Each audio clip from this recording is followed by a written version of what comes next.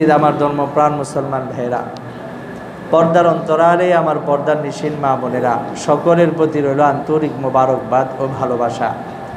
সর্বপ্রথম মহান আল্লাহ রব্বুল আলামিনের শুকরিয়া আদায় করি যে আল্লাহ রব্বুল আলামিন আমাদেরকে এশারের নামাজের পর আল্লাহ পাকের সবচেয়ে দামি কিতাব কোরআনুল মজিদ, এই কোরআনুল মজিদের তাফসিরে বসার তৌফিক দান করেছেন। এজন্য সকলে একবার বলি আলহামদুলিল্লাহ। সেই মহান মালিকের লাখো কোটি শুকর ও সুজুদ, যে মহান মালিক আমাদেরকে আবারও ধারাবাহিক এই কোরআনুল কারীমের তাফসিরের মজলিস ফাতেমাতুল করিম জামে মসজিদের মধ্যে আল্লাহ পাক আমাদেরকে একত্রিত হওয়ার তৌফিক দান করেছেন। এজন্য জবান খুলে উঁচু আওয়াজে অন্তরের অন্তরস্থল থেকে কালিমাতুর শুকুর আরেকবার বলি আলহামদুলিল্লাহ। আল্লাহ পাক যার কল্যাণ চান তাকেই দিনের বুঝ দান করেন। মান ইউরিদিল্লাহু বিহি খায়রান ইউফাক্কিহহু ফিদ্দীন। আল্লাহ রসুল বলেন, আল্লাহ রব্বুল আলামিন যার কল্যাণ কামনা করেন তাকেই দিনের বুঝ দান করেন। এখানে আসছেন অনেক কষ্ট করে বিভিন্ন এলাকা থেকে, অথবা নিজের খুব গুরুত্বপূর্ণ দুনিয়াবি কাজ ছিল, সেই কাজটা রেখে দিয়ে আপনি এখানে চলে আসছেন। আসার দ্বারা আপনার ফায়দা হবে কি হবে না? যদি আপনারা মনে করেন যে এটা একটা কল্যাণকর মজলিস, এখানে যতটুকু সময় থাকবো কিছু জানতে পারবো, শিখতে পারবো, এবং এই সময়টুকু আমাদের জন্যে কাল কিয়ামতের ময়দানে নাজাতের উসিলাও হতে পারে, পারে কি পারে না? তাহলে যতটুকু সময় আমরা এখানে আলোচনা করব, মনোযোগ সহকারে আমলের নিয়তে বসব। মনোযোগ সহকারে আমলের নিয়তে যা শুনবো তা কি করব? আমল করব। এমন পাক্কা নিয়ত যদি করে বসেন তাহলে আপনার কিছু না কিছু ফায়দা হবে ইনশাআল্লাহ। আল্লাহ পাক আমাদেরকে কবুল করুন, সকলে বলে আমিন। আমি আপনাদের সামনে সূরাতুল বাকারার 174 নম্বর আয়াত থেকে তেলাওয়াত শুরু করেছিলাম, 176 নম্বর আয়াতে গিয়ে থামছি। যদি প্রয়োজন মনে করি তাহলে আরও একটা আয়াত পড়ব পরবর্তীতে। সর্বপ্রথম আমরা তেলাওয়াতকৃত আয়াতের তরজমা জানব। আল্লাহ রব্বুল আলামিন 74 নম্বর আয়াতে খুব গুরুত্বপূর্ণ কিছু কথা বলছেন, খুব মনোযোগ সহকারে শুনব। আল্লাহ পাক বলেন, ইন্নাল্লাযীনা, নিশ্চয়ই ওই সকল মানুষ, ইয়াকতুমুনা, যারা গোপন রাখে, মা আনজালাল্লাহু মিনাল কিতাব, আল্লাহ পাক আসমানি কিতাব থেকে যা কিছু নাজিল করছেন এগুলোর থেকে বিশেষ বিশেষ কিছু কথা, কিছু নির্দেশ, কিছু ফরমান, কিছু আদেশ নিষেধ কি করে? গোপন করে। ওয়ায়াশতারুনা বিহি সামানান কলিলা, অথচ তারা এই যে বিষয়টা গোপন করলো, এই গোপন এমনিতেই করে নাই। ওয়ায়াশতারুনা বিহি সামানান কলিলা, সামান্য তুচ্ছ কিছু সম্পদ অর্থের বিনিময়ে তারা এই কাজটা করলো। উলাইকা মা ইয়াকুলুনা ফি বুতুনিহিম ইল্লান নার। উলাইকা, তারা যে কাজ করলো, এই মানুষগুলোর ব্যাপারে আল্লাহ বলেন, উলাইকা, তারা তো ওই মানুষ, মা ইয়াকুলুনা ফি বুতুনিহিম ইল্লান নার, তারা সত্যের বিনিময়ে, সত্যকে গোপন করে এর বিনিময়ে তারা যা গ্রহণ করলো, এগুলো তো তাদের সংসার জীবন, তাদের দৈনন্দিন জীবনে খরচ করে তারা যে নিজের দেহের ভিতরে ঢুকাইল, আল্লাহ পাক বলেন ইল্লান নার, পেটে যা ঢুকাইল সব আগুন ঢুকাইছে। নাউজুবিল্লাহ। এখানেই শেষ? এরপর আল্লাহ পাক বলেন, ওয়ালা ইউকাল্লিমুহুমুল্লাহু ইয়াউমাল কিয়ামা, আল্লাহ রব্বুল আলামিন এই মানুষগুলোকে কাল কিয়ামতের ময়দানে এমন কাঠগড়ায় দাঁড় করাবেন, যেই কাঠগড়ায় দাঁড় করানোর পরে লা ইউকাল্লিমুহুমুল্লাহ, আল্লাহ পাক তাদের সাথে কোনো ধরনের কথা বলবেন না। ওয়ালা ইউজাক্কিহিম, সাথে সাথে আল্লাহ পাক তাদেরকে পবিত্র করবেন না। ওয়ালাহুম আযাবুন আলীম, অথচ তাদের জন্যে আল্লাহ পাক কঠিন থেকে কঠিন শাস্তির ব্যবস্থা করেছেন। নাউজুবিল্লাহ। এবার আল্লাহ রাব্বুল আলামিন আরেকটু সামনে এগিয়ে ব্যাখ্যা করে বলতেছেন, উলাইকাল্লাযীনা ইশতারাউ উদ-দালালাতা বিল হুদা ওয়াল আযাবা বিল মাগফিরা। এই মানুষগুলো তো এত নিকৃষ্ট জাতের মানুষ, এই মানুষগুলি হেদায়েতের পরিবর্তে পথভ্রষ্টতাকে গ্রহণ করে নিয়েছে। ওয়াল আযাবা বিল মাগফিরা, দুনিয়ার মানুষ যখন জানতে পারে অমুক জায়গায় গেলে তার শাস্তি হবে, সে বিপদের সম্মুখীন হবে, মানুষ কি সেখানে যেতে চায়? যেতে চায় না। আল্লাহ পাক বলেন এই মানুষগুলি এত বেকুফ, এত বেকুফ, তারা জানে আখিরাত এমন একটা জায়গা যেখানে আমার আমল ভালো হলে আমার ফয়সালা হবে জান্নাত, আমার আমল খারাপ হলে আমার ফয়সালা হবে জাহান্নাম। এমন বিষয় জানার পরেও এই মানুষগুলি তারা ক্ষমার পরিবর্তে আযাবকে বেছে নিয়েছে। নাউজুবিল্লাহ। আল্লাহ পাক বলেন, ফামা আসবারাহুম আলান নার, তারা কত বড় দুঃসাহস দেখাইল, জাহান্নামের আযাব সহ্য করাটা এটা তারা কিছুই মনে করছে না। কত আশ্চর্য এই মানুষগুলোর ব্যাপারে চিন্তা করলে পাওয়া যায়, ঠিক না বেটি? আপনি যদি জানেন যে এখানে গেলেই আপনি পরে খুব আঘাতপ্রাপ্ত হবেন অথবা বড় বিপদের সম্মুখীন হবেন, এই বিষয় সবাই জানে, জানার পরেও যদি কিছু মানুষকে দেখেন সেখানে যাচ্ছে, তাহলে যে মানুষগুলো দেখবে তারা যাচ্ছে, ওই মানুষগুলো আশ্চর্যান্বিত হবে না? তারা আশ্চর্য হবে যে হ্যাঁ এখানে গেলেই তো বিপদ, তারপরও কিভাবে তারা সেখানে যায়। আল্লাহ পাক এইভাবেই বলতেছেন, ফামা আসবারাহুম আলান নার, তারা যে অন্যায় কাজগুলি করলো, এই কাজ করার দ্বারা জানে তারা জাহান্নামে জ্বলতে হবে, কিন্তু কিভাবে তারা এই দুঃসাহস দেখায়, তাদেরকে নিয়ে আশ্চর্য লাগে যে জাহান্নামের আযাব কি তারা সহ্য করতে পারবে? আসলে কশ্চিনকালে পারবো না। আল্লাহ পাক বলেন তারা এই কাজটা কেন করে? যালিকা বিআন্নাল্লাহা নাযালাল কিতাবা বিল হক, এই জন্যেই তারা এই কাজটা করে। আল্লাহ রাব্বুল আলামিন যেই কোরআন, যেই কিতাব, যেই আসমানি বাণীগুলো সত্য রূপে প্রেরণ করলেন, ওয়া ইন্নাল্লাযীনা ইখতালাফু ফিল কিতাবি লাফি শিকাকিম বাঈদ, এই মানুষগুলি নিশ্চয়ই এই আসমানি কিতাবের ব্যাপারে ইখতিলাফ শুরু করে দিয়েছে, মতভেদ সৃষ্টি করে দিয়েছে। কেন সৃষ্টি করলো? লাফি শিকাকিম বাঈদ, এটা তাদের মনের জিদের কারণে করেছে, জেদ করে এই কাজটা করলো, আর এই কাজ করার মাধ্যমে তারা হেদায়েত থেকে অনেক দূরে চলে গিয়েছে, ঠিক না বেটি? একটু সামনের দিকে চেপে বসি।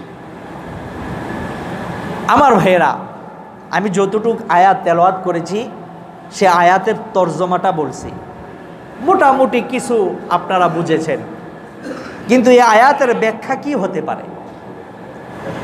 এই আয়াতের ব্যাখ্যা বুঝতে গেলে আমাদের পিছনের আয়াতের সাথে এই আয়াতের সম্পর্কটা কি সেটা জানতে হবে। পিছনের আয়াতের সাথে এই আয়াতের সম্পর্কের একটা যোগসূত্র হলো, হক সত্যকে গোপন করা কত মারাত্মক জিনিস। এই মারাত্মক জিনিসটা বুঝে আসবে। আল্লাহ রাব্বুল আলামিন বলতে চান, আমি আল্লাহ মৃত প্রাণীকে খাওয়া হারাম করে দিয়েছি, গত সপ্তাহে বলেছি না? আবার আল্লাহ রাব্বুল আলামিন বলেছেন, ওয়ালাহমাল খিনজির, শূকর তার চর্বি থেকে শুরু করে হাড় মাংস যা কিছু আছে সম্পূর্ণ হারাম করে দিয়েছি। ওমা উহিল্লা বিহি লিগাইরিল্লাহ, আল্লাহর নাম ছাড়া অন্য যে কোনো ব্যক্তির নামে, বস্তুর নামে কোনো প্রাণী জবাই করা হলে সেই প্রাণীকেও আমি হারাম করে দিয়েছি। এখন আল্লাহ পাক বলেন, এই যে হারাম করে দিলাম বিশেষ বিশেষ কিছু প্রাণী, কিছু বস্তুকে, এই প্রাণী বস্তুগুলাকে যদি ওই ইহুদি খ্রিস্টানরা তাও ভক্ষণ করত, তাও তাদের জন্য কিছু শাস্তি কম হইতো, কিন্তু তার চেয়ে আরো জঘন্য, তার থেকে আরো কঠিন শাস্তি হচ্ছে হক কোরআন এবং কিতাবের যে বিধানগুলি আছে এগুলোকে গোপন করা। নাউজুবিল্লাহ। তাহলে কত কঠিন কথা আল্লাহ রাব্বুল আলামিন বলতেছেন, যে হারাম বস্তুকে সে যদি ভক্ষণ করত, তারপরও আমি তাকে কিছুটা হলে ছাড় দিতাম, শাস্তির ক্ষেত্রে কিছু লঘু করে দিতাম, কিন্তু সত্যকে যে গোপন করবে তাকে আমি আল্লাহ বিন্দু পরিমাণ ছাড় দিব না। কত কঠিন শাস্তি দিবেন আল্লাহ পাক এই মানুষগুলাকে। আপনারা গত সপ্তাহের আলোচনায় এটাও শুনেছেন,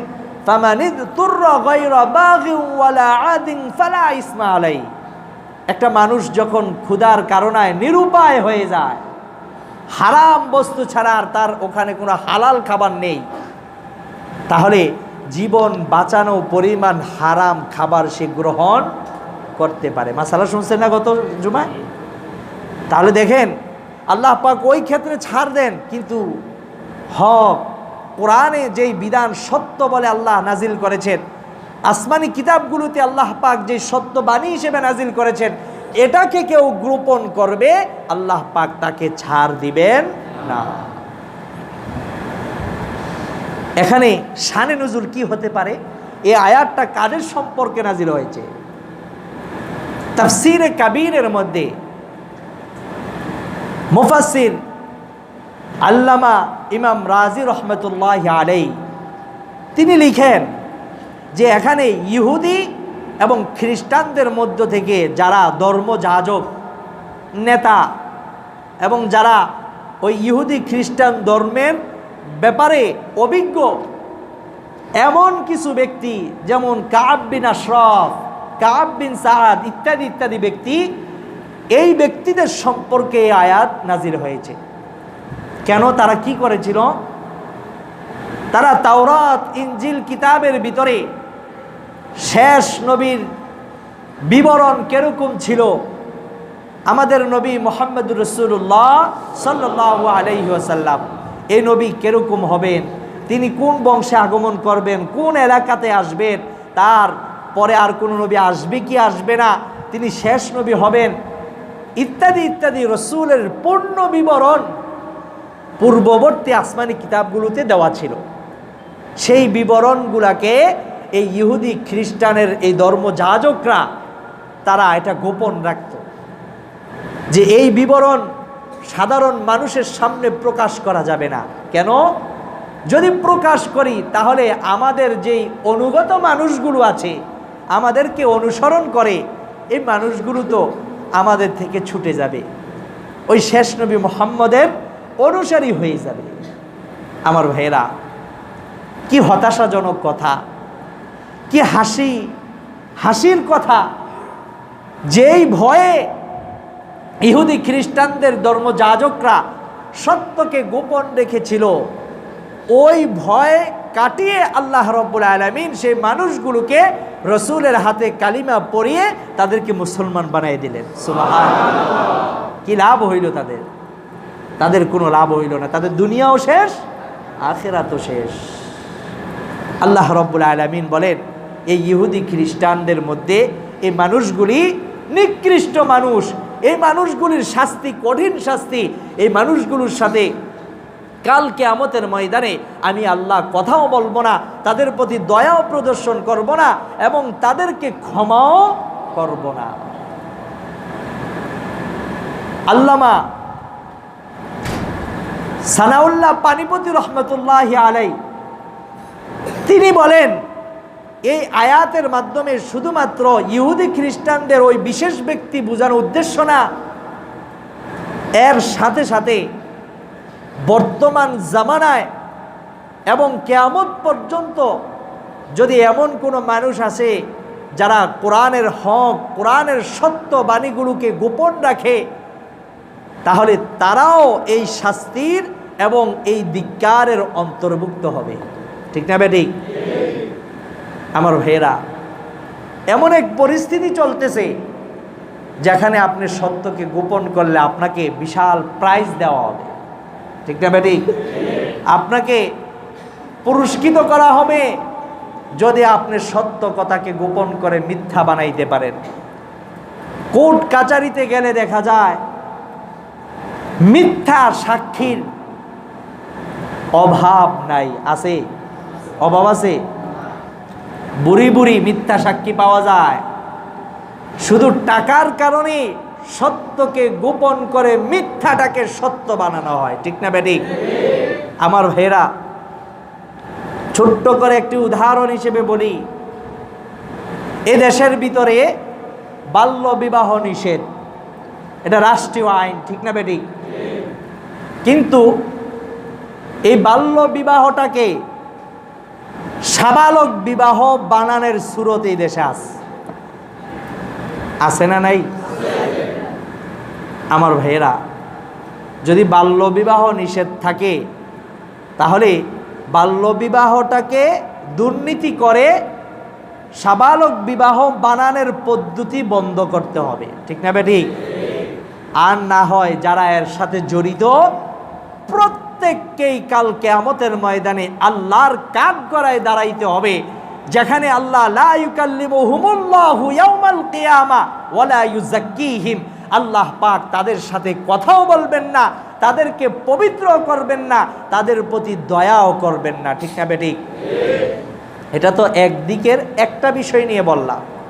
এমন নামাজ পড়ে, জুমা পড়ে, তাফসির করে, কান্নাকাটি করে, দোয়া করে, আয় আল্লাহ আমাদের দেশে রহমত নাজিল করেন। আমরাই যদি রহমত নাজিল যাতে না হয় এই কাজ করি, তাহলে রহমত নাজিল হবে? আমাদের আগে সংশোধন করতে হবে, আমাদের ভালো হতে হবে। এখানে অনেক আলোচনা হয়েছে ইতিপূর্বে, দোয়া কবুলের বিশেষ কিছু আমল আছে, দোয়া কবুলের কিছু শর্ত আছে। আপনি হারাম খাইলেন, হারাম পড়লেন এবং হারাম পানীয় গ্রহণ করলেন আর আল্লাহকে ডাকলেন, আল্লাহ পাক হাসেন এই বান্দাকে দেখে যে হায় এ বান্দা হারাম খাইছে, এ বান্দা হারাম পান করছে, এ বান্দা হারাম পোশাক পরছে, পইরা আবার আমার আল্লাহকে চায়, আমি তার ডাকে কিভাবে সাড়া দিব? আল্লাহ সাড়া দিবেন? দিবেন না।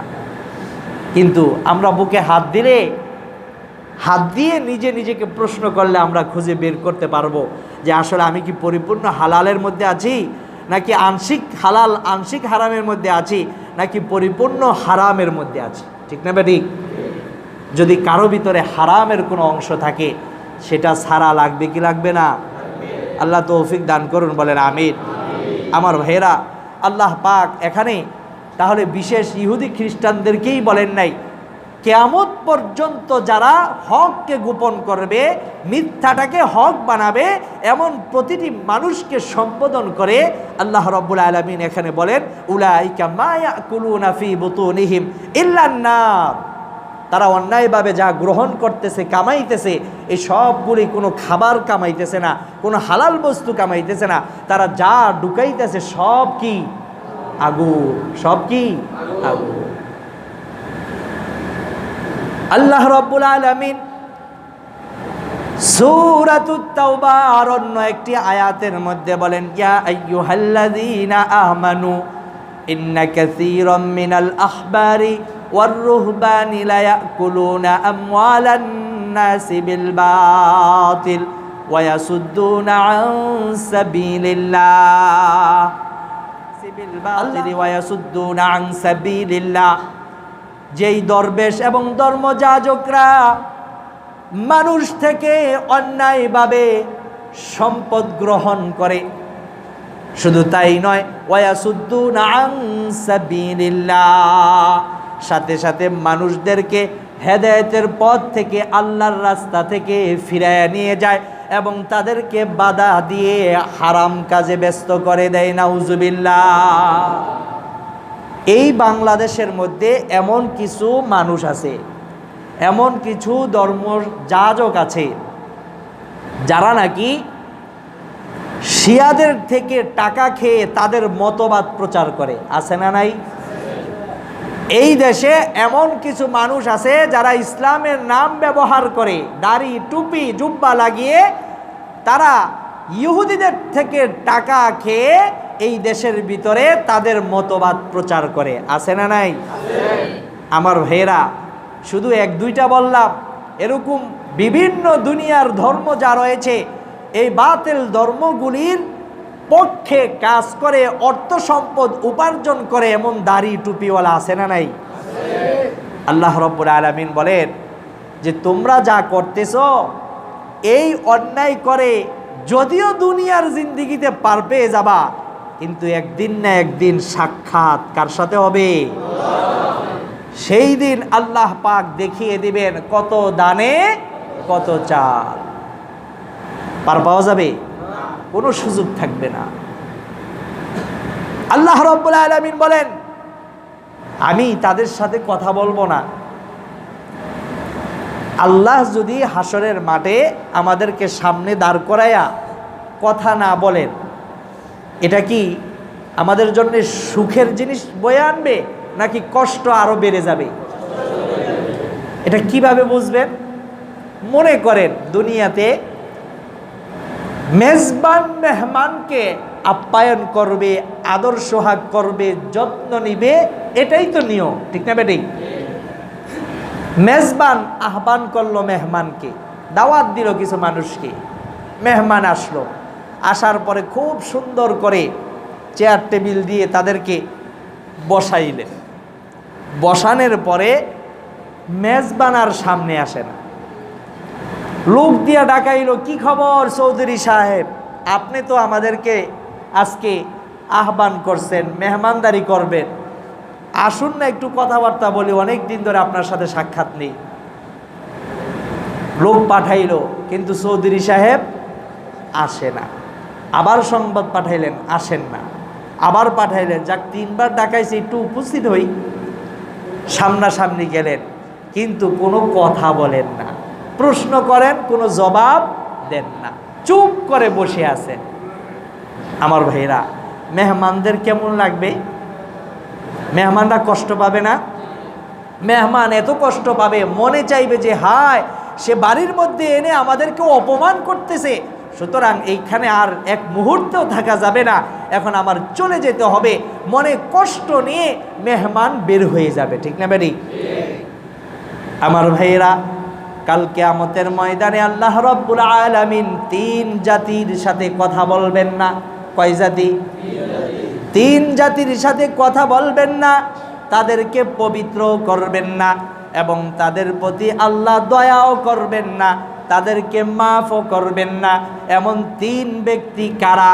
আল্লাহর রাসূল সাল্লাল্লাহু আলাইহি ওয়াসাল্লাম বলেন, এক নাম্বার হচ্ছে বয়োবৃদ্ধ বেবিচারিণী,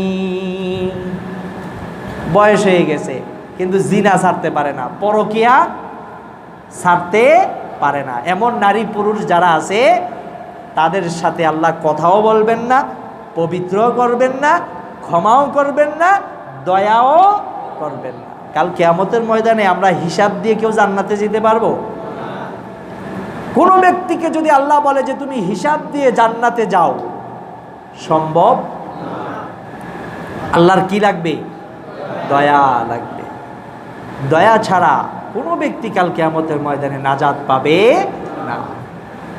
আল্লাহ পাক ওসিলা খুঁজবেন বান্দাবান্দিকে মাফ করার জন্য, যে একটা ছোট্ট আমলের দ্বারা আমি আল্লাহ মাফ করে দিবে এমন ওসিলা তালাশ করবেন। ফেরেশতাদেরকে বলবেন তার আমলনামাটা একটু ভালো করে যাচাই বাছাই করো, দেখো না কোথাও একটু উসিলা পাওয়া যায় কিনা, তাকে আমি মাফ করে দিব। একটু সামান্য উসিলা পাবেন, আল্লাহ মাফ করে দিবেন। সুবহানাল্লাহ। আমার ভাইরা, সেই আল্লাহ বলতেছেন আমি তাদের সাথে কথা বলবো না, তাদেরকে পবিত্র করব না এবং তাদেরকে আমি মাফও করব না, তাদের প্রতি আমি আল্লাহ দয়াও করব না। এক নাম্বার কে? যারা বয়স হচ্ছে কিন্তু জিনা বেবিচারি ছাড়তে পারে না। আহা, কোন দেশে বাস করি? এলাকার চেয়ারম্যান, মেম্বার, মাতবর, মেয়র যা আছে এগো কাছেই তো আমাদের দুঃখ সুখ সব নিয়ে যাব। কোনো সমস্যা পড়লে তাদের কাছেই তো যাব। সেখানে আমার কষ্ট বলার জন্য গিয়ে যদি আমার ইজ্জত হারাইতে হয়, এই ধরনের চেয়ারম্যান মেম্বার দরকার আছে? আস্তাগফিরুল্লাহ, আস্তাগফিরুল্লাহ। আল্লাহ হেফাজত করুন, বলেন আমিন। আমার ভাইয়েরা, তাহলে কয় শ্রেণীর কথা বলবো বলছি? 3 শ্রেণী। নাম্বার 2, ওই মিথ্যাবাদী রাষ্ট্রপ্রধান, যেই রাষ্ট্রপ্রধান কথায় কথায় মিথ্যা বলে, জনগণকে ধোঁকা দেয় এবং জনগণের সাথে বিভিন্নভাবে প্রতারণা করে, এমন যেই মিথ্যাবাদী রাষ্ট্রপ্রধান রয়েছে, সেই মানুষগুলোর সাথে কাল কিয়ামতের ময়দানে দয়াল আল্লাহ কোনো কথাও বলবেন না, পবিত্র করবেন না। নাউজুবিল্লাহ। রাষ্ট্রপ্রধান হওয়া এত সহজ কাজ না। একটা কথা মনে রাখবেন, কেউ যদি কোনো এলাকার, কোনো সমাজের, কোনো রাষ্ট্রের, কোনো পরিবারের দায়িত্বশীল হন, তাহলে বুঝতে হবে এই দায়িত্ব আপনার থেকে আসে নাই, এই দায়িত্ব আপনার চাওয়ার কারণে আসে নাই, এই দায়িত্ব আসছে কার পক্ষ থেকে? আল্লাহর পক্ষ থেকে। যেহেতু এই দায়িত্বটা আসছে, এটার আমানতদারিতা বজায় রাখতে হবে। সেই আল্লাহকে সামনে রেখেই আমি হারাম থেকে, অন্যায় থেকে বেঁচে থাকবো, হালাল এবং সত্যর উপরে থাকবো। ঠিক না বেটি? কিন্তু সেই দায়িত্বটাকে যদি আপনি, আমানতদারিতাকে যদি আপনি নষ্ট করে দেন, তাহলে কাল কিয়ামতের ময়দানে আপনার সাথে কে কথা বলবেন না? আল্লাহ। এর চেয়ে দুঃখে কষ্টের আর কিছুই থাকতে পারে না। কয়টা গেল? 3 নাম্বার, আল্লাহর রাসূল বলেন, কোনো মানুষ ফকির, কোনো মানুষ মিসকিন, কিন্তু তার ভিতরে অহংকার রয়েছে। কি রয়েছে?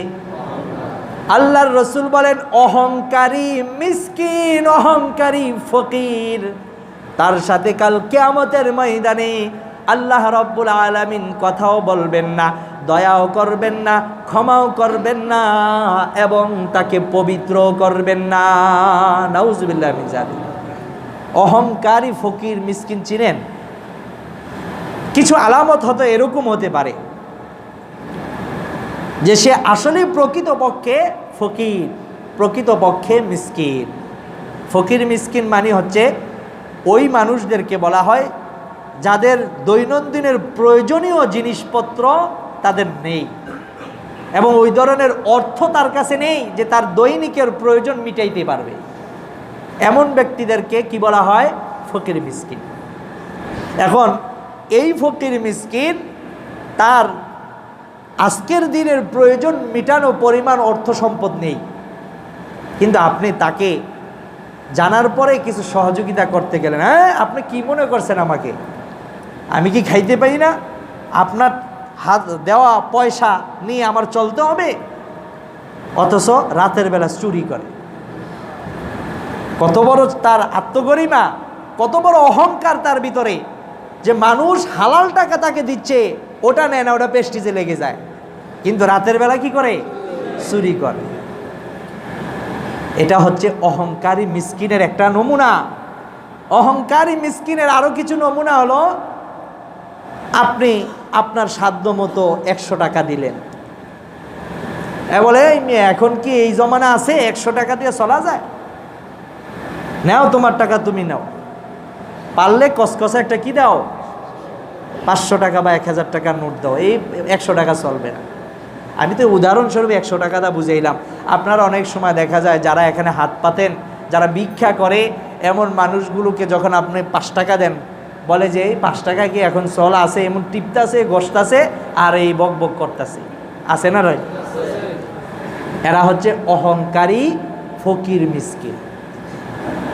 এদেরকে কে ভালোবাসেন না? তাদের সাথে আল্লাহ কথাও বলবেন না, তাদেরকে আল্লাহ পবিত্রও করবেন না, তাদের প্রতি আল্লাহ দয়াও করবেন না। আল্লাহ হেফাজত করুন, বলেন আমিন। আমার ভাইয়েরা, ওই হাদিসের ভিতরে এই 3 ব্যক্তির কথা বলা হয়েছে, আর কোরআনের মধ্যে আল্লাহ রাব্বুল আলামিন বলেছেন যারা সত্যকে গোপন রাখবে এমন মানুষগুলোর সাথেও আল্লাহ পাক কাল কিয়ামতের ময়দানে কথা বলবেন না। আমার ভাইয়েরা, এরপরে আল্লাহ রাব্বুল আলামিন বলেন ওয়ালাহুম আযাবুন আলীম, তাদের যে শাস্তি সেটা হবে কঠিন শাস্তি। কি শাস্তি? কঠিন শাস্তি হবে তাদের। আর এই কঠিন শাস্তি হবে এই কারণে, উলাইকাল্লাযীনা ইশতারাউদ দালালাতা বিল হুদা ওয়াল আযাবা বিল মাগফিরা। এই কারণে তাদের কঠিন শাস্তি হবে যে এই মানুষগুলি হেদায়েতের পরিবর্তে পথভ্রষ্টতাকে গ্রহণ করে নিয়েছে, এবং ওয়াল আযাবা বিল মাগফিরা, ক্ষমার পরিবর্তে তারা আযাবকে বেছে নিয়েছে। অনেক সময় অনেক ভালো মানুষ, সে তার সাথী হোক, তার ব্যবসায়িক পার্টনার হোক, যে কোনো ব্যক্তি হতে পারে, তার কাছের মানুষ, দূরের মানুষ, যে কেউ হতে পারে, এমন ব্যক্তিকে একজন আরেকজনের বলে যে ভাই তুমি অন্যায়টা করতেছো, এটা কইরো না, এটা তো অন্যায় কাজ। আপনি বুঝাই দিচ্ছেন যে সত্য মিথ্যা দুটার মাঝে পার্থক্য, এবং গুমরাহি পথভ্রষ্টতা কী জিনিস সেটা আপনি বুঝাই দিচ্ছেন, বলে দিচ্ছেন। এরপরেও বলে যে ভাই এত উপদেশ দেওয়া লাগবে না, বলে কি বলে না, এ উপদেশ দেওয়া লাগবে না, আমি বুঝি কোনটা ভালো কোনটা মন্দ, সুতরাং আমাকে জ্ঞান দেওয়া লাগবে না, আমি আমার মতো চলি, আপনি আপনার মাপে চলেন, আপনার রাস্তা মাপেন, আমি আমার রাস্তা মাপি, বলে কি বলে না। আল্লাহ পাক বলেন এরা জেনে শুনে হেদায়েতের পরিবর্তে পথভ্রষ্টতাকে বেছে নিয়েছে, তাদেরকে এই ঘোষণা দিয়ে দাও, ফামা আসবারাহুম আলান নার, তারা কি এই দুঃসাহস দেখাচ্ছে যে তারা জাহান্নামের আযাব সয়ে নিবে, তারা কি জাহান্নামের আযাবের মধ্যে নিপতিত হবে, এটা কি তারা মেনে নিল? কশ্চিন কালেও মুখে মানলেও বাস্তবে তারা এটা পালন করতে পারবে না। এমন মানুষ আছে না নাই? এরপরে দেখুন ওয়াল আযাবা বিল মাগফিরা, আপনি জানেন, আপনার অভিজ্ঞতা, আপনার সব কিছুর ধারণা অনুযায়ী আপনি বুঝতেছেন যে আমার সন্তান এই কাজটা করলে সে বিপদে পড়বেই, কিন্তু সন্তান সেটা বুঝে না। সন্তান মনে করে আমি তো মেট্রিক পাস, ইন্টার পাস, ডাক্তারি পাস, আমি এখন আমার সিদ্ধান্ত নিতে জানি, আমি এখন সব কিছু বুঝি, সুতরাং আমার বাবা তো একজন কৃষক, আমার কৃষক বাবা কি বুঝবে, আমার বাবার চেয়ে আমি ভালো বুঝি। আছে না নাই? আমার ভাইয়েরা, যেই সন্তানটাকে আপনি এত কষ্ট করে লালন পালন করলেন, একবেলা খেয়েছেন আরেক বেলা খান নাই, এভাবে টাকা জমিয়ে জমিয়ে সন্তানটাকে লেখাপড়া করাইলেন, একদিন আপনার ছেলে বড় ডিগ্রি নিয়ে বড় চাকরি পেয়ে গেল, এখন বাবা মা কত কষ্ট করলো, কষ্ট করার পরে বাবা মা চায় সন্তানটার জন্য একটা সুন্দরী রমণী একটা পাত্রী এনে বিবাহ বসাইয়া দিব। এত স্বপ্ন নিয়ে বাবা মা বাড়ির মধ্যে বসে আছে, কিন্তু সন্তান নিজের সিদ্ধান্ত নিতে জানে। এবার সন্তান একটুও কার্পণ্য করল না, বাবা মার দিকে একটুও খেয়াল করল না। এই সন্তানটা নিজেই একটা মেয়ে পছন্দ করে বিবাহ করে বাড়িতে নিয়ে বাবা মার সামনে উপস্থিত। বাবা মা খুশি হবেন না নারাজ হবেন? আমার ভাইয়েরা, কিছু কিছু বাবা মা রয়েছে যারা নাকি হয়তোবা গরিব, হয়তোবা অভাবের মধ্যে আছে। এমন ঘরের সন্তান যদি একটা ধনী ঘরের সন্তানকে বিবাহ করে নিয়ে আসে, কিছু কিছু বাবা মা রয়েছে খুব খুশি হয়, ঠিক না বেটি? তারা খুব খুশি হয় যে আমার সন্তান তো গরিব, বা আমরা গরিব মানুষ, বড় লোকের মেয়ে নিয়ে আসছে, আমার ছেলে অল্পতেই ধনী হয়ে যাবে, ঠিক না বেটি? অল্প সময় ধনী হয়ে যাবে। আমি আপনাদেরকে চ্যালেঞ্জ দিয়ে বলবো, আমার ছোট্ট এ অল্প বয়সের অভিজ্ঞতার মাধ্যমে আপনাদেরকে বলবো, যারা শ্বশুর বাড়ির সম্পদের লোভে থাকে, এই লোভে যেই ব্যক্তি বিবাহ করবে আর ওই শ্বশুর বাড়ির আশায় থাকবে, এই ব্যক্তি জীবনে সে কশ্চিন কালেও সে দুনিয়ায় সুখ পাবে না। আপনারা দেখেন, আমার চেয়ে আরো অনেক অভিজ্ঞতার মানুষ এখানে আছে। আপনারা দেখেন, যারা এই লোভে পড়ে যে ধনীদের সাথে সম্পর্ক করছে, ওই মানুষগুলো শ্বশুরবাড়ির সম্পদের আশায় ছিল, কিন্তু শ্বশুরবাড়ির সম্পদ তো পাওয়ার দূরের কথা, ওই আশায় আশায় তার ব্যক্তি জীবনও শেষ হয়ে গেছে। আমার ভাইয়েরা, কি বলবো দুঃখের কথা। আগে একবার বলেছিলাম, ও দুনিয়ার যুবক যুবতীরা, বাবা মার আদরের সন্তানরা, আবারও তোমাদেরকে স্মরণ করে দেই, তোমাদের যদি কারো পছন্দ হয় বাবা মাকে জানাও। এই সুযোগটুকু বাবা মারা দিবেন যে তার পছন্দের কিছু থাকলে যেন আপনাকে বলতে পারে, কিন্তু এই সিদ্ধান্ত নেওয়ার সুযোগ দিবেন না যে আপনার কাছে তার পছন্দের কথাটা বলতে পারে না, কিন্তু সে তার মতো, তার মন মতো সে একটা বিবাহ করে ঘর থেকে বের হয়ে যায়। এই কাজ যেন সন্তানরা করতে না পারে, বাবা মারা এই সুযোগটুকু দিবেন যে আপনার কাছে পছন্দের কথা বলতে পারে।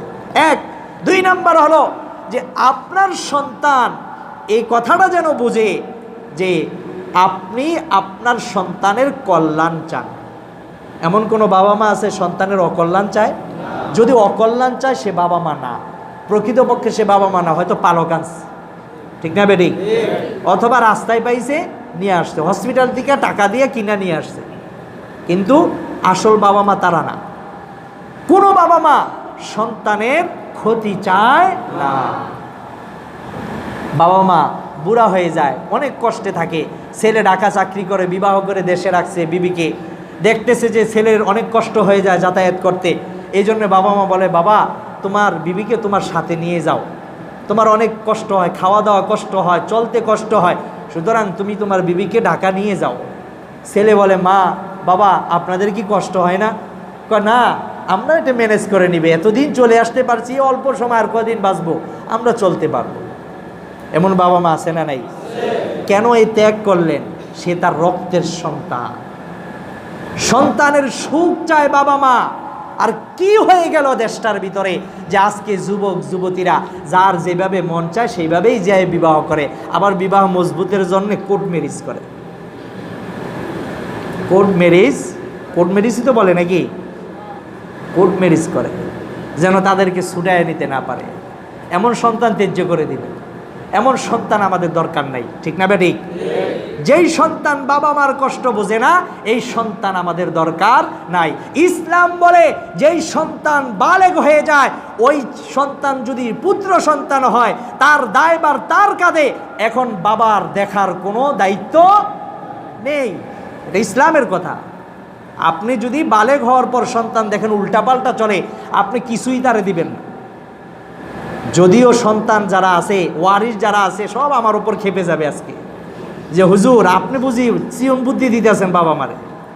চিকন বুদ্ধি ওই ক্ষেত্রে বলি যেই সন্তানগুলি বাবা মার অবাধ্য, তাদের ক্ষেত্রে চিকন বুদ্ধি দরকার আছে। ইসলাম বলে জায়েজ।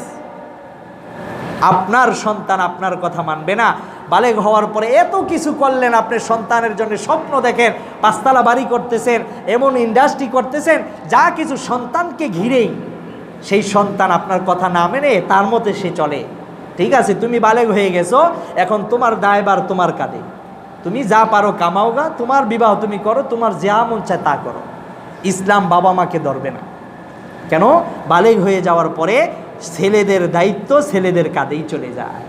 এজন্য দেখবেন মাসআলা আছে, রমজানে আপনারা জাকাতের মাসআলা শোনেন, যে ছেলে যদি বালেগ হয়ে যায় তাহলে বালেগ ছেলের সম্পদের জাকাত কি বাবা দিবে? মাসআলা হচ্ছে যে না, বাবা দিবে না, এর জাকাত সে নিজেরটা নিজেই দিবে। বুঝে আসছে মাসআলা? আর মেয়ে সন্তান হলে, মেয়ে সন্তান বালেগা হয়ে গেল, যতক্ষণ পর্যন্ত বিবাহ না দিবেন ততক্ষণ পর্যন্ত আপনার জিম্মায়। আরেকটি মাসালা ভালো করে বলে দিই, বাবারা যারা আছেন খুব টাইট হয়ে যাবে, সন্তানরা সোজা হবে না, ভালো করে সোজা হবে। সোজা আঙ্গুলে তো অনেক সময় বলে ঘি ওঠে না, ঘিটা উঠানোর জন্য কি করতে হয়? একটু বাঁকা করতে হয়। এখন বাঁকাটা কিভাবে করবেন শিখাইয়ে দিচ্ছি, এবং অবৈধভাবে না, বৈধভাবে শিখাইয়ে দিচ্ছি। খেয়াল করেন, আপনি যতদিন পর্যন্ত জীবিত আছেন, জীবিত থাকা অবস্থায় আপনি আপনার সম্পদ ওয়ারিশ যারা হবে, আপনি মারা গেলে তারা ওয়ারিশ না, এমন ব্যক্তিদের মাঝে, এমন সন্তানাদিদের মাঝে আপনার জীবদ্দশায় যদি সম্পদ ভাগ করে দিয়ে যান, লিখে দিয়ে যান, তাহলে এটা কিন্তু ওয়ারিশি সম্পদ না। এটা কি বলেন? আপনারা তো ল সম্পর্কে অনেক কিছু জানেন। এটা কি? হেবা। এটা কি? হেবা, দান। দান দান আপনি যাকে যেভাবে মন চায় সেভাবে করতে পারেন।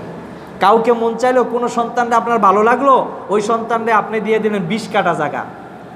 আরেক সন্তান আপনার অবাধ্য, বেশি একটা কথাবার্তা মানে না এবং সে উল্টাপাল্টা করে, সম্পদ নষ্ট করে ফেলে, আপনি সার্বিক বিবেচনা করে তারে দিলেন 10 কাঠা জায়গা। তাহলে হেবা, দান, এটা আমার মন মতো আমি যাকে যেই পরিমাণ ইচ্ছা সেই পরিমাণ দিতে পারি। এটা হলো মাসালা। তাহলে খেয়াল করেন, আপনার জীবদ্দশায় আপনি যদি কাউকে সম্পদ লিখে দেন, কোনো ওয়ারিশকে যদি সম্পদ লিখে দেন, তাহলে এটা আপনার যেইভাবে মনে চায় সেভাবে দিবেন। এতে আপনাকে কাল কিয়ামতের ময়দানে আল্লাহ ধরবেন না যে আপনি জুলুম করছেন, তাকে কম দিয়েছেন, তাকে বেশি দিয়েছেন, জুলুম করছেন। তবে হ্যাঁ, যদি দেখেন সকল সন্তান ঠিক আছে, আপনার মন চাইছে যে সকলেই ভালো আমার দৃষ্টিতে, তাহলে সকলকে আপনি সমান করেও দিতে পারেন। মেয়েরে তখন আবার অর্ধেক দেওয়া লাগবে না, মেয়েকেও ছেলের সম পরিমাণ দিতে পারবেন। বুঝে আসছে কথা ভাই? এটা কখন? মরার আগে লেখা দিলে। মরার আগে লিখে দিলে। আর যদি মারা যান কিন্তু লেখা দেন নাই, তাহলে ইসলাম মোতাবেক, শরিয়া মোতাবেক ছেলে পাবে ডাবল, মেয়ে পাবে সিঙ্গেল। এটাই, এর ব্যতিক্রম করা যাবে না। তখন আবার ছেলেরা বাবার সাথে যে আরে আব্বা তো বাঁচা অবস্থায় লেখা দিতে চাইছিল, তখন চাইছে আমাদেরকে বেশি বেশি দিবে, বোনদেরকে একটু কমাইয়া দিবে, সুতরাং বাবা মরে গেছে গা, বাবার মনের আশাটা পূরণ করা লাগবে। ঠিক না বেটি? মনের আশা পূরণ করতে হবে কি, যে আব্বা যেহেতু কমাইয়া দিতে চাইছে, এই জন্য তুমি পাইবে হলে 1 কাঠা জায়গা, বোনদেরকে 1 কাঠা দিয়ে দেয়। কিন্তু না, যদি ভাইয়েরা 2 কাঠা নেয় তাহলে বোনে 1 কাঠা নিবে, সমস্যা নেই। ভাই যদি 5 কাঠা নেয়, বোন নিবে 2.5 কাঠা। ভাই আমার কথা বুঝতেছেন? বোন নিবে 2.5 কাঠা। এরপরে ভাই যদি নেয় 10 কাঠা, বোন নিবে 5 কাঠা। এটা হলো বাবা মারা গেলে তখন ওয়ারিশের সম্পত্তি অটোমেটিকলি তাদের অংশ এটা নির্ধারণ হয়ে যায়। এখন আর কারো কমানের কোনো ক্ষমতা থাকে না। তবে আমরা আরেকটা জিনিস করি, কোনো সন্তানের প্রতি যদি নারাজ হয়ে যাই, তখন আমরা বলি সন্তানকে ত্যায্য করে দিস। ত্যায্য মানে কি? সম্পত্তি, ভালোবাসা, সাক্ষাৎ, আত্মীয়তার সম্পর্ক সব থেকে তাকে বিচ্ছিন্ন করে দিস। এটা কিন্তু ত্যায্য বলি আমরা সামাজিকভাবে, এভাবে না ভাই? তো এই যে কাজটা করতেছি, ত্যায্য সম্পর্কে কি এভাবে কোনো আইন আছে দেশে? দেশেও আইন নেই, ইসলামীয় কোনো আইন এই ব্যাপারে নেই। কিন্তু আপনি ওটা করতে পারবেন, জীবদ্দশায় কাউকে দিতে চান না, তাহলে অন্যদেরকে হেবা করে দিবেন, দান করে দিবেন।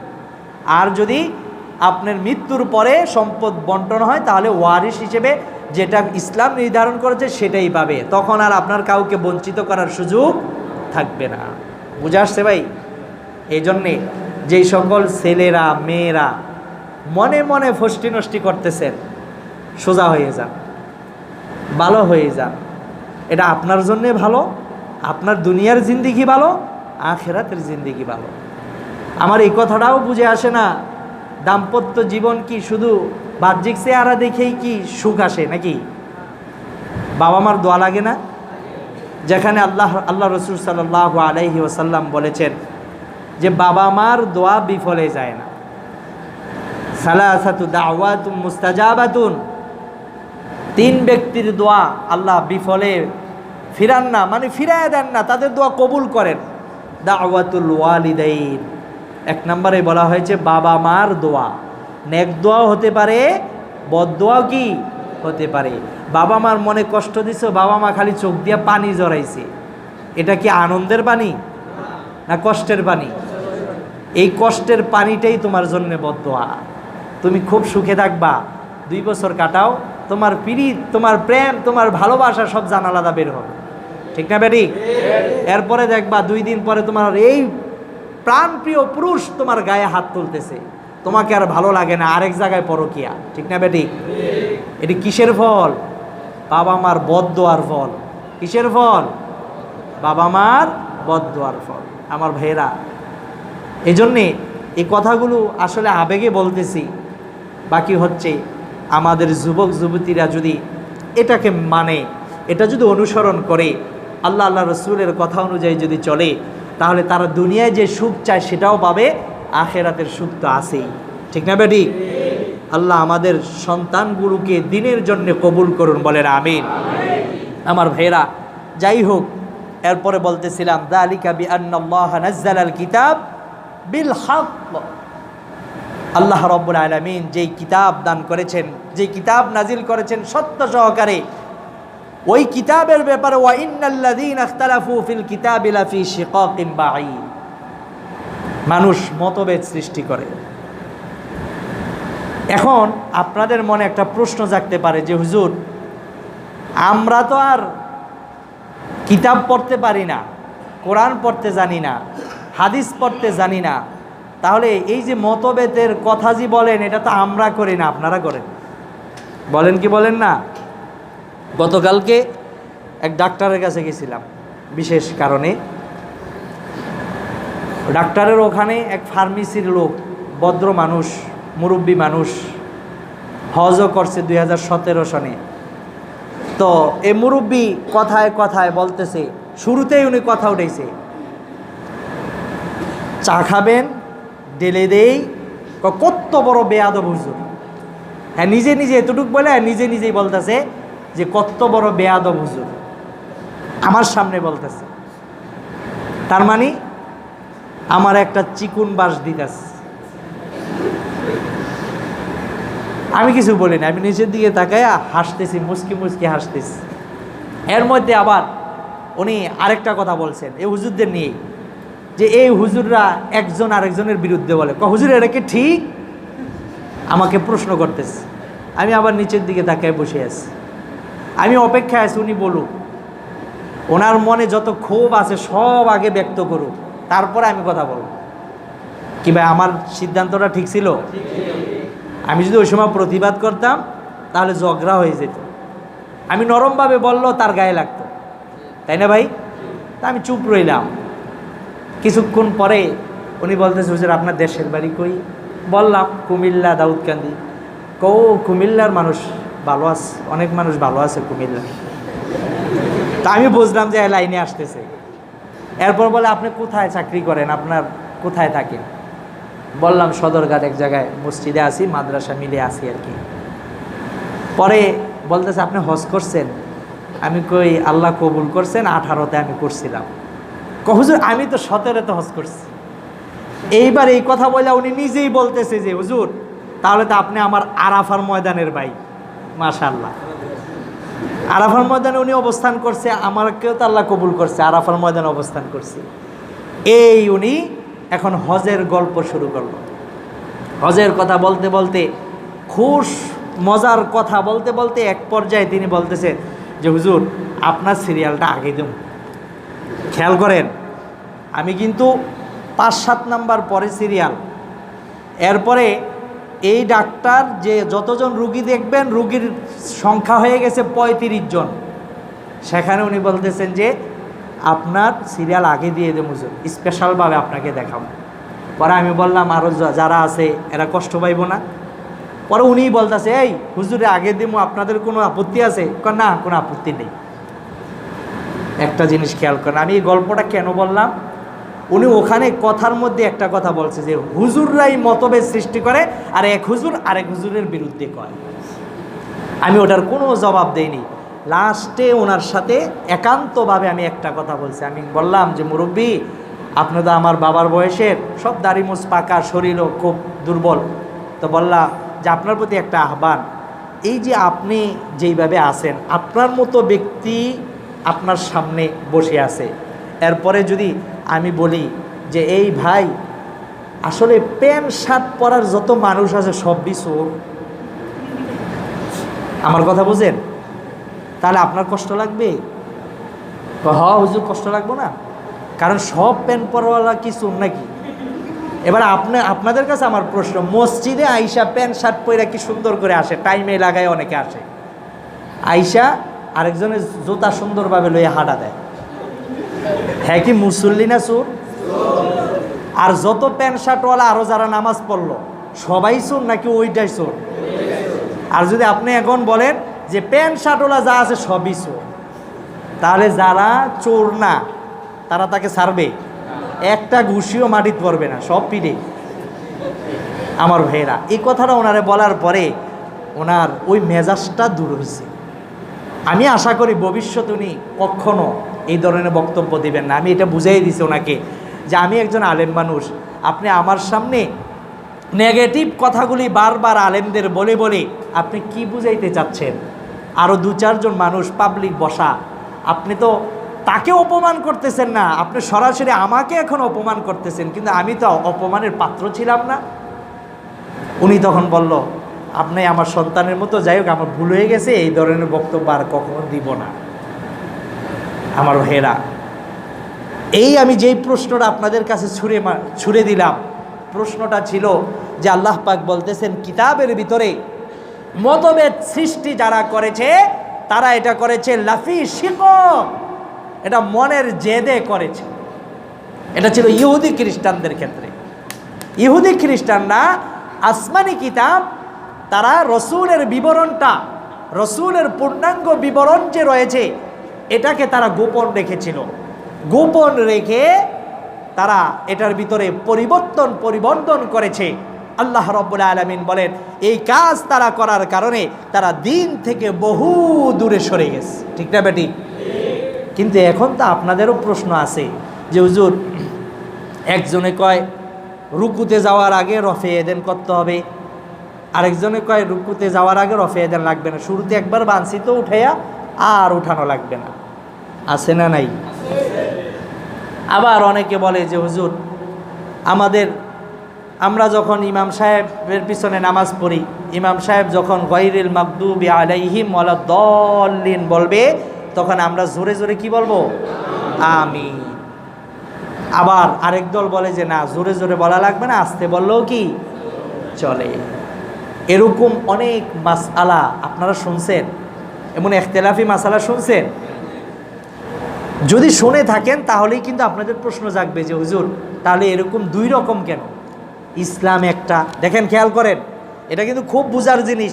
এটা না বুঝলে সারা জিন্দিগিতে ইসলামের বিরোধিতা করে যাবেন, আপনি টেরও পাবেন না। ভালো করে বুঝেন। অনেকে বলে আল্লাহ কয়জন এবং শেষ নবী তিনি যিনি সর্বশেষ ধর্ম নিয়ে আসতেন তিনি কয়জন? কোরআন কয়টা? জিবরাইল কয়টা? তো সবই একটা, কিন্তু ধর্ম পালন করার ক্ষেত্রে আবার 2 রকম কেন? দেখেন কত যুক্তি শয়তান মাথায় ঢুকায় দেয়। একটু চিন্তা করে না যে আসলে বাস্তবতাটা কি? এটা কি হুজুরের বাপের কোনো ক্ষমতা আছে যে কোরআনকে পরিবর্তন করে দিবে, রসুলের হাদিসগুলো পরিবর্তন করে দিবে? কারো ক্ষমতা আছে এটা? কশ্চিন কালো ওই ক্ষমতা নাই। কিন্তু তারপরও এরকম দেখতেছি কেন? যদি আপনি সমাধানের নিয়তে এবং জানার নিয়তে যদি আপনি কারো কাছ থেকে জানতে যান, বুঝতে যান, তাহলে আপনি আসল বিষয়টা জানতে পারবেন। আর যদি আপনি যাইয়া উল্টা পাল্টা হুজুরে সোয়াল টোয়াল করাইয়া বুঝাই দিতেছেন আপনি অনেক কিছু জানেন, হুজুরে গুমরাহির মধ্যে আছে, তাহলে আপনি কিছু জানবেন? হুজুরও হয়তো চুপ থাকবো, আর যদি হুজুরের মেজাজ একটু গরম টরম হয়ে যায়, হুজুরে 4-5টা বলিয়া দিব, শেষ, দুজনে গরম গরম ফুটফাট চলে গেছে। সমাধান হইল? সমাধান হইল।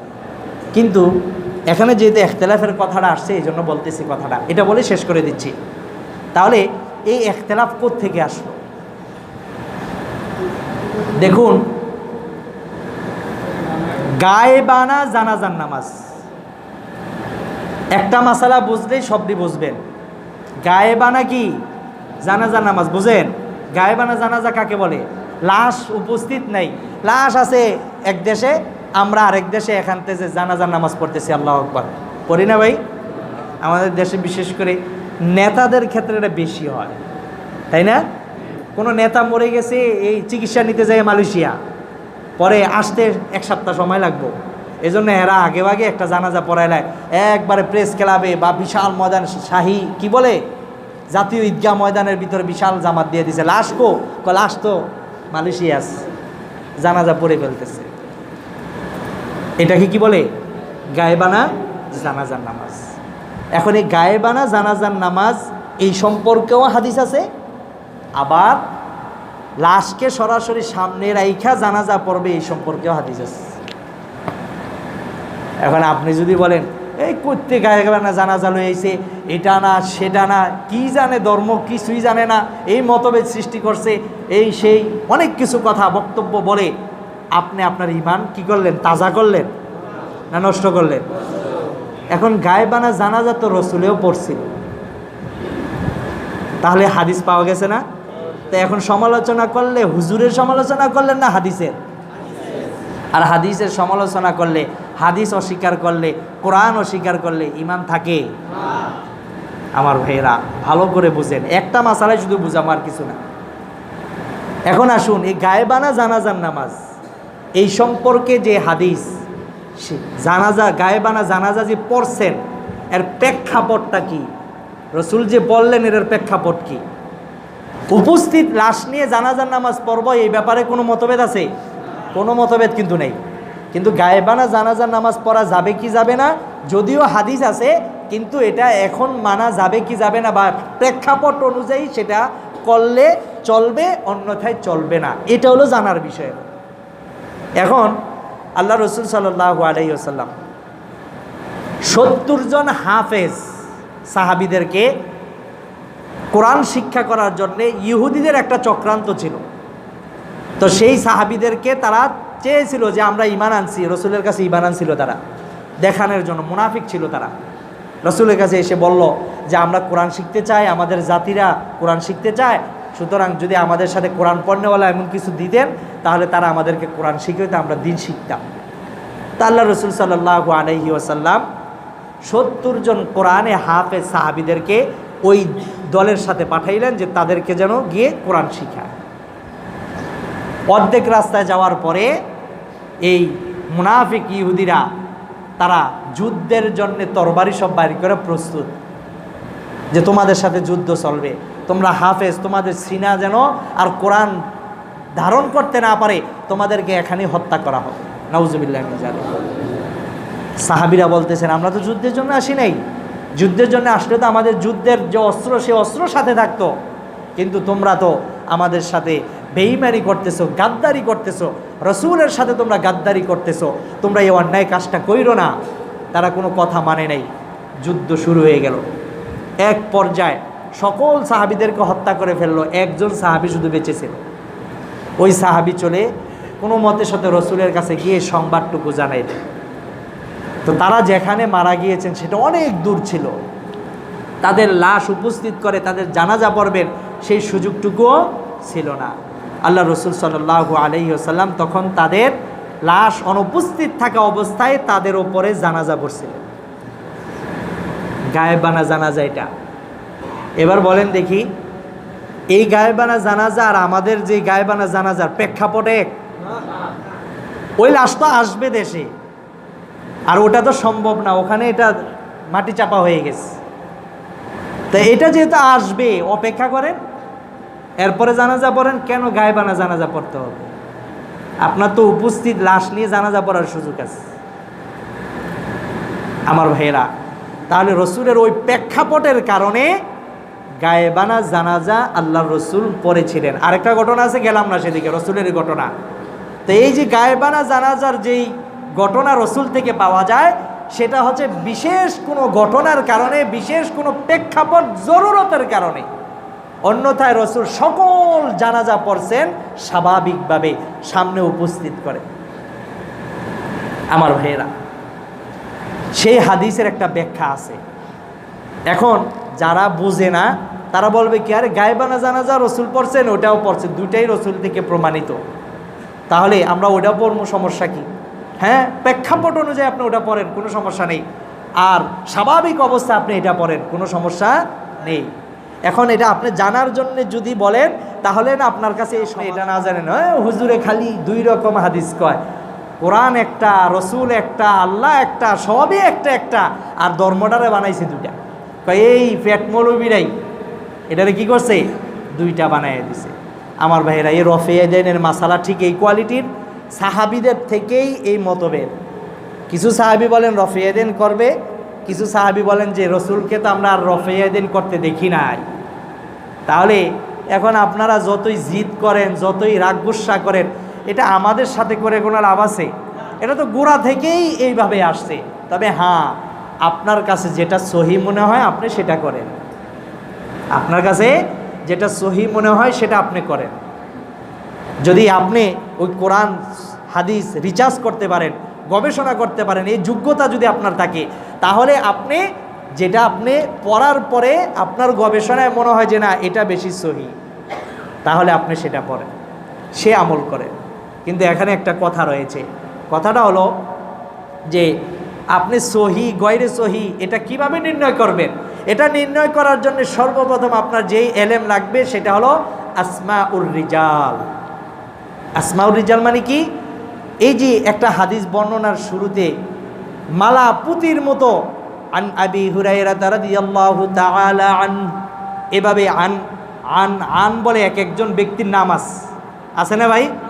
আপনারা যারা খতমে বুখারীর অনুষ্ঠানে অংশগ্রহণ করছেন আপনারা বুঝতে পারবেন, যখন খতমে বুখারী অনুষ্ঠান হয় তখন কিন্তু কিছু ছাত্রদের লাস্ট সবক শোনার জন্যে ওস্তাদ বলে যে তুমি একটু তেলাওয়াত করো, তখন সে আন আন বলে বলে নাম বলে বলে নাম বলে বলে এরপরে ক্বালা রাসূলুল্লাহ সাল্লাল্লাহু আলাইহি ওয়াসাল্লাম বলে। আমার ভাইরা, এই যে আন আন বলে যে ব্যক্তিগুলোর নাম বলল এটাকে বলা হয় আসমাউর রিজাল। এই প্রত্যেকটা ব্যক্তি, একটা হাদিসের মধ্যে যদি 10 জন বর্ণনাকারী থাকে তাহলে 10 জন বর্ণনাকারী সম্পর্কে আপনার এলেম থাকতে হবে, যে এই মানুষটা কেমন ছিল, তার জীবন বৃত্তান্ত সম্পর্কে আপনার পূর্ণাঙ্গ এলেম লাগবে। খুব চাটকিখানি কথা না, এটা খুব কঠিন।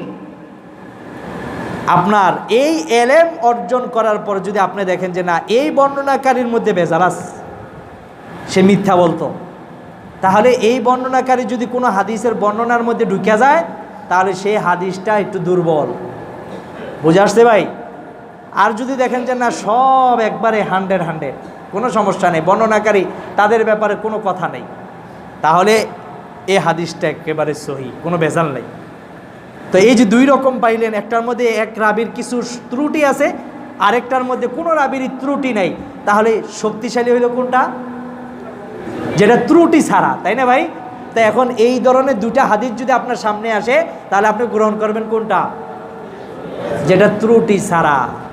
আমার ভাইরা, এটাই হচ্ছে যে সহি না গয়রে সহি, কোনটা শক্তিশালী কোনটা দুর্বল, এটা নির্ণয় করতে গেলে এই এক প্রকারের এলেমের কথা বললাম, আরও এলেম তো দরকার আছে, আরবি পড়ার যোগ্যতা লাগবে। এটা যাচাই বাছাই করার জন্য বাংলাতে এই ধরনের বই সহজে পাওয়া যায় না, নাই বললেই চলে, আরবি অন্য ভাষায় এগুলো রচিত। এবং আপনারা সহজে একটা জিনিস বোঝেন, সেটা হলো ইমাম বুখারী ইমাম মুসলিম কোনো দুর্বল ব্যক্তির হাদিস এই কিতাবের মধ্যে লিপিবদ্ধ করেন নাই। এজন্য বুখারী মুসলিমের যত হাদিস আছে সামনে আসলে এটা গ্রহণ করা যায়, এতে কোনো সমস্যা নাই। কিন্তু এরপরেও আরেকটা বিপদ রয়ে গেছে, যদি ওটার উপরেই ভরসা করে বসে থাকেন, অনেকেই বলে হুজুর বুখারী শরীফে তো আমি দেখছি এই হাদিসটা আছে, তা আপনি এটা মানেন না কেন? ইমাম বুখারী ইমাম মুসলিম একথাও বলেছে, আমি বুখারীর মধ্যে যত সহি হাদিসগুলি একত্রিত করেছি এগুলি ছাড়াও আরও অসংখ্য সহি হাদিস আমি ছেড়ে দিয়েছি, কারণ আমার কিতাব অনেক বড় হয়ে যাবে, বড় যদি কিতাব হয় মানুষ সহজে পড়বে না। এই কথাটা মনে রাখতে হবে। আমরা যখন আপনি বুখারীর হাদিস নিয়ে আসবেন, আমরা তখন উদাহরণ দেই সহি ইবনে খুজাইমার হাদিস, মুসনাদে আহমদের হাদিস, তখন বলে ওই মিয়া এটা বুখারীর হাদিস বলছে আর আপনি মুসনাদে আহমদের হাদিস কর, এটা কি কোনো বেল আছে এখানে? নাউজুবিল্লাহ মিন যালিক। ইমাম বুখারী তো বলল যে আমার কিতাবে সহি হাদিস আনছি, এটা ঠিক, কিন্তু আমি অসংখ্য সহি হাদিস কি করছি? ছেড়ে দিছি, এই কিতাবে আনতে পারি নাই। কেন? কিতাব বড় হয়ে যাবে। ইমাম বুখারী শুধু বুখারী লেখছেন, ওনার আরেকটা প্রসিদ্ধ কিতাব আছে সারা পৃথিবীতে পরিচিত, সেটার নাম হচ্ছে মুফরাদাত। ইমাম বুখারীর লেখা, সেটার কথা তো কেউ বলে না। আমার ভাইয়েরা, এই জন্যে বর্তমানে বিভিন্ন ফিতনা আমাদেরকে চতুর্দিক দিয়ে গ্রাস করে রাখছে। এই ফিতনা থেকে বাঁচতে গেলে যারা হকের উপরে আছে তাদের সাথে সম্পর্ক থাকতে হবে, অন্যথায় বিপদ চলে আসবে। একটা জিনিস আপনারা ভালো করে মেনে নেবেন, আল্লাহ রব্বুল আলামিন কিয়ামত পর্যন্ত এমন একটা দল রাখবেন যারা হকের উপরে থাকবে। এই দলটার সহযোগিতা, এই দলটার প্রতি আমাদের যেই চিন্তা চেতনা, এটা খুব সুন্দরভাবে থাকতে হবে। তাহলে আপনি যদিও আপনি কিছু না জানেন, যদিও আপনি কোনো অন্যায় করে থাকেন, তারপরেও আপনি যেহেতু হকের সাথেই ছিলেন, আল্লাহ পাকের উসিলায় হলো মাফ করে দিবে। ঠিক না বেটি? আমার ভাইয়েরা, যাই হোক, আলোচনা এখানেই শেষ করতে চাচ্ছি। আল্লাহ রব্বুল আলামিন যে কথাগুলো আমরা এখানে বললাম, এই কথাগুলোর মধ্যে অনেক কিছু আমাদের জানার এবং আমল করার আছে না নাই? আল্লাহ পাক আমাদের সকলকে আমল করার তৌফিক দান করুন। সুবহানাকাল্লাহুম্মা বিহামদিকা আশহাদু আল্লা ইলাহা ইল্লা আনতা আস্তাগফিরুকা ওয়া আতুবু ইলাইক। আমরা সকলে দুরূদ ইব্রাহিম পড়ি। আল্লাহুম্মা সাল্লি আলা মুহাম্মাদ ওয়া আলা আলি মুহাম্মাদ কামা সাল্লাইতা আলা ইব্রাহিম ওয়া আলা আলি ইব্রাহিম ইন্নাকা হামিদুম মাজিদ। اللهم بارك على محمد وعلى آل محمد كما باركت على إبراهيم وعلى آل إبراهيم إنك حميد مجيد. أستغفر الله ربي من كل ذنب وأتوب إليه. لا حول ولا قوة إلا بالله العلي العظيم. সম্মানিত মুসলিম ভাইরা, অনেকে আপনাদের কাছে দোয়া চেয়েছেন। রায়হান নামক এক ভাই, তার নতুন সন্তান দুনিয়া আগমন করেছে, অসুস্থ, আইসিইউতে আছে। তা আপনাদের কাছে দোয়া চেয়েছেন, আল্লাহ পাক যেন সুস্থ বানিয়ে দেন। আরেক ভাই তার পরিবারের সমস্যা, আপনাদের কাছে দোয়া চেয়েছেন, আল্লাহ পাক যেন তাদের সমস্যাগুলো সমাধান করে দেয়। জাহানদার নামক একজন আপনাদের কাছে দোয়া চেয়েছেন, আল্লাহ পাক তার মনের আশা পূরণ করে দেন। এবং আমাদের হাজী সাহেব অনেক দিন যাবত অসুস্থ, তা আমরা ওনার জন্য দোয়া করি, আল্লাহ রাব্বুল আলামিন ওনাকেও যেন সুস্থ বানায় দেয়। এভাবে যারা সংবাদ পৌঁছাইছেন এবং পৌঁছাইতে পারি নাই, আমরা সকলের জন্য মন খুলে দোয়া করি। আলহামদুলিল্লাহি রাব্বিল আলামিন ওয়াল আকিবাতু লিল মুত্তাকিন ওয়াস সালাতু ওয়াস সালামু আলা সাইয়্যিদিল আমবিয়াই ওয়াল মুরসালিন। ربنا آتنا في الدنيا حسنة وفي الآخرة حسنة وقنا عذاب النار. ربنا هب لنا من أزواجنا وذرياتنا قرة أعين واجعلنا للمتقين إماما. اللهم رب ارحمهما كما ربياني صغيرا. ইয়া রব্বাল আলামিন, তুমি তোমার রহমতি বরকতি নজরে তাকিয়ে দেখো গো মাওলা, আমরা কতিপয় গুনাহগার নালায়েক নাফরমান বান্দা বান্দি এশারের নামাজের পর থেকে দীর্ঘ সময় কোরআনের কিছু আলোচনা করলাম গো মাওলা, তোমার হাবিবের শানে দুরূদ ও সালাম পেশ করলাম। আমাদের আমলগুলোর ভুল ত্রুটি মার্জনা করে কবুল আর মঞ্জুর করে নাও। ইয়া রাব্বাল আলামিন, এর সওয়াবগুলি লক্ষ কোটি গুণ বৃদ্ধি করে সর্বপ্রথম আখিরি জামানার নবী, দু জাহানের বাদশা রহমাতুল লিল আলামিন নবীর রওজা ধারে সোনার মদিনায় পৌঁছায়া দাও। বাবা আদম আলাইহিস সালাতু ওয়াস সালাম থেকে আজকের মুনাজাত পর্যন্ত যত মুমিন মুমিনাত মুসলমান নরনারী সামান্য পরিমাণ ঈমান নিয়ে পৃথিবীর আনাচে কানাচে শুয়ে আছে, মাওলাল করিম তাদের কবরগুলোতে হাদিয়া পৌঁছায়া দাও। ইয়া রাব্বাল আলামিন, মাওলাল করিম যারা দোয়া চেয়ে সংবাদ পৌঁছাইছেন এবং যারা পৌঁছাইতে পারে নাই, তাদের ময় মুরব্বী আত্মীয় স্বজন সহ আমরা যারা এখানে হাত উঠাইলাম, আমাদের প্রত্যেকের হারানো পিতা মাতা দাদা দাদি নানা নানি শ্বশুর শাশুড়ি ভাই বোন আত্মীয় স্বজন বন্ধু বান্ধব সন্তানাদি পাড়া প্রতিবেশী যারা কবরবাসী হয়ে গেছে, তাদের কবরগুলোতে হাদিয়া পৌঁছায়া দাও।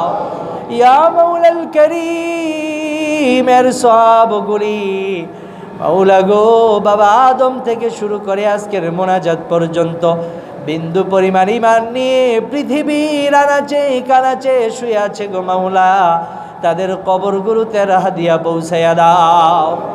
সকলের কবরগুলোকে জান্নাতের বাগান বানায়া দাও।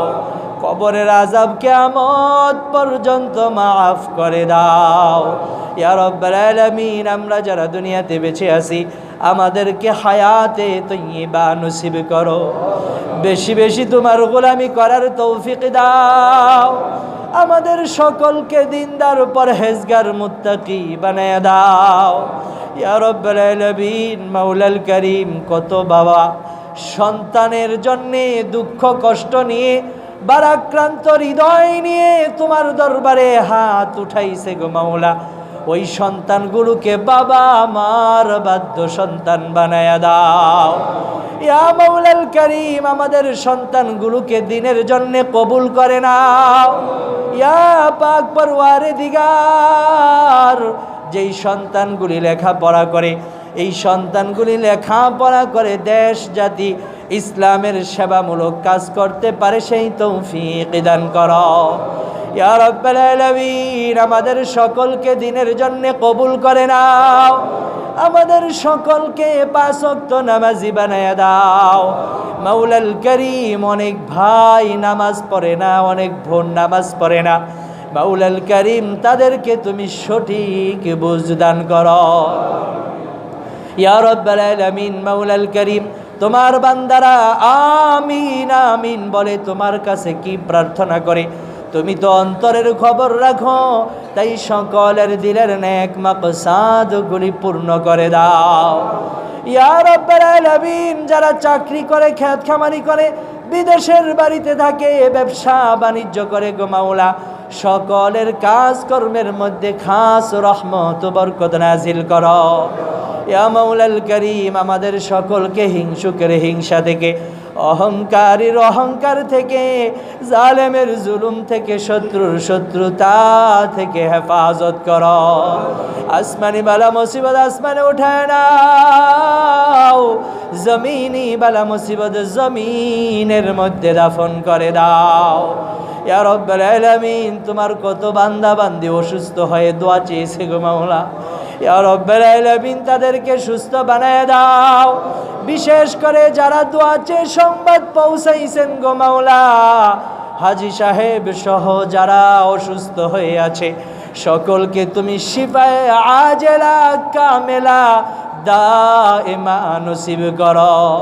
সুস্থ বানাইতে তোমার মুহূর্তের সময় লাগে না, তাই তোমার শাফি নামের উসিলায় সকলকে সুস্থ বানায়া দাও ইয়া রাব্বাল আলামিন। মাওলাল করিম, আমরা তো গুনাহগার, গুনার বোঝা মাথায় নিয়া তোমার দরবারে হাত উঠাইলাম ইয়া রাব্বাল আলামিন। ইচ্ছায় অনিচ্ছায়, সগীরা কবিরা, শিরকি বিদআতি, প্রকাশ্যে গোপনে, চোখের গুনাহ, হাতের গুনাহ, পায়ের গুনাহ, অঙ্গ প্রত্যঙ্গের গুনাহ করেছি গো মাওলা। সর্বপ্রকার গুনাহ থেকে মাফ চাই, ক্ষমা চাই। আমাদের জিন্দেগির তামাম গুনাহ খাতা মাফ করে দাও, মাফ করিয়া দাও গো মাওলা, মাফ করিয়া দাও।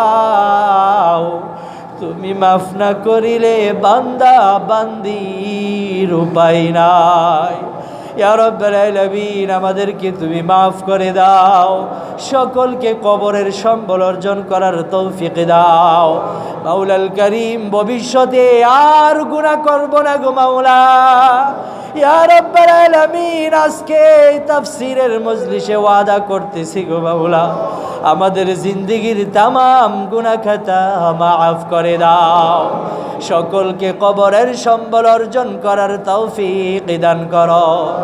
আল্লাহুম্মা তাকাব্বাল মিন্না সালাতানা ওয়া সিয়ামানা ওয়া কিয়ামানা ওয়া তাসবিহানা ওয়া তিলাওয়াতাল কুরআন ওয়া তাকাব্বাল মিন্না ইন্নাকা আনতাস সামিউদ দুআ।